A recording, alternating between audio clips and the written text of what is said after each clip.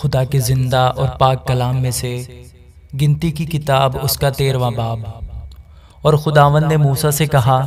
کہ تو آدمیوں کو بھیج کے وہ ملک کنعان کا جو میں بنی اسرائیل کو دیتا ہوں حال دریافت کریں۔ ان کے باپ دادا کے ہر قبیلہ سے ایک آدمی بھیجنا جو ان کے ہاں کا رئیس ہو۔ چنانچہ موسیٰ نے خداوند کے ارشاد کے موافق دشت فاران سے ایسے آدمی روانہ کیے جو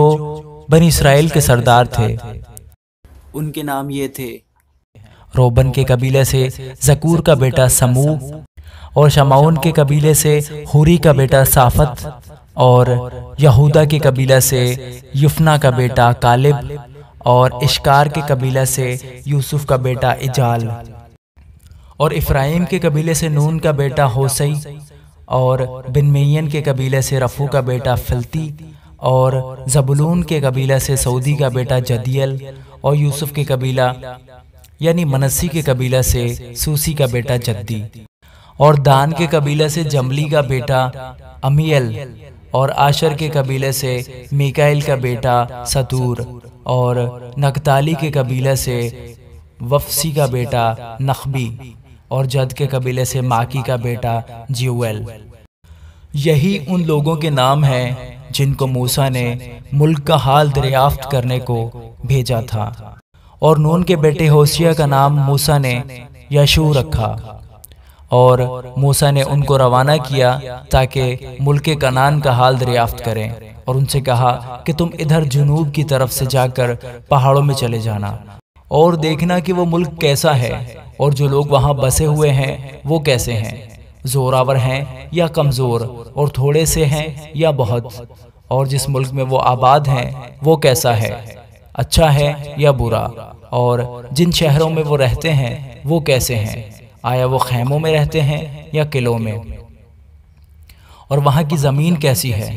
زرخیز ہے یا بنجر، اور اس میں درخت ہیں یا نہیں۔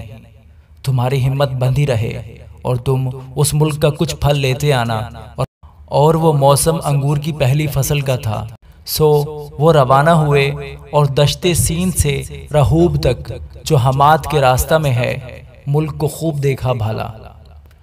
اور وہ جنوب کی طرف سے ہوتے ہوئے حبرون تک گئے جہاں حنان کے بیٹے اخیمان اور سیسی اور تلمی رہتے تھے،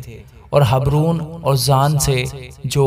مصر میں ہے 7 برس آگے بسا تھا۔ اور وہ وادی اسکال میں پہنچے، وہاں سے انہوں نے انگور کی ایک ڈالی کاٹ لی جس میں ایک ہی گچھا تھا، اور جسے 2 آدمی ایک لاٹھی پر لٹکائے ہوئے لے کر گئے، اور وہ کچھ انار اور انجیر بھی لائے۔ اسی گچھے کے سبب سے جسے اسرائیلیوں نے وہاں سے کاٹا تھا اس جگہ کا نام وادی اسکال پڑ گیا۔ اور 40 دن کے بعد وہ اس ملک کا حال دریافت کر کے لوٹے، اور وہ چلے اور موسیٰ اور ہارون اور بنی اسرائیل کی ساری جماعت کے پاس دشت فاران کے قادس میں آئے، اور ان کو اور ساری جماعت کو سب کیفیت سنائی، اور اس ملک کا پھل ان کو دکھایا۔ اور موسیٰ سے کہنے لگے کہ جس ملک میں تو نے ہم کو بھیجا تھا ہم وہاں گئے، اور واقعی دودھ اور شہد اس میں بہتا ہے، اور یہ وہاں کا پھل ہے، لیکن جو لوگ وہاں بسے ہوئے ہیں وہ زوراور ہیں، اور ان کے شہر بڑے بڑے اور فصیلدار ہیں۔ اور ہم نے بنی عناق کو بھی وہاں دیکھا۔ اس ملک کے جنوبی حصے میں تو عمالیکی آباد ہیں، اور ہتی اور یبوسی اور اموری پہاڑوں پر رہتے ہیں، اور سمندر کے ساحل پر اور یردن کے کنارے کنارے کنعانی بسے ہوئے ہیں۔ تب کالب نے موسیٰ کے سامنے لوگوں کو چپ کرایا اور کہا کہ چلو ہم ایک دم جا کر اس پر قبضہ کریں، کیونکہ ہم اس قابل ہیں کہ اس پر تصرف کر لیں۔ لیکن جو اور آدمی اس کے ساتھ گئے تھے وہ کہنے لگے کہ ہم اس لائق نہیں ہیں کہ ان لوگوں پر حملہ کریں، کیونکہ وہ ہم سے زیادہ زوراور ہیں۔ ان آدمیوں نے بنی اسرائیل کو اس ملک کی جسے وہ دیکھنے گئے تھے بری خبر دی، اور یہ کہا کہ وہ ملک جس کا حال دریافت کرنے کو ہم اس میں سے گزرے ایک ایسا ملک ہے جو اپنے باشندوں کو کھا جاتا ہے، اور وہاں جتنے آدمی ہم نے دیکھے وہ سب بڑے قداور ہیں۔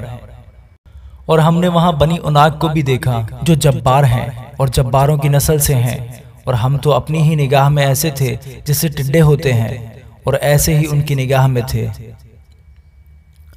آمین۔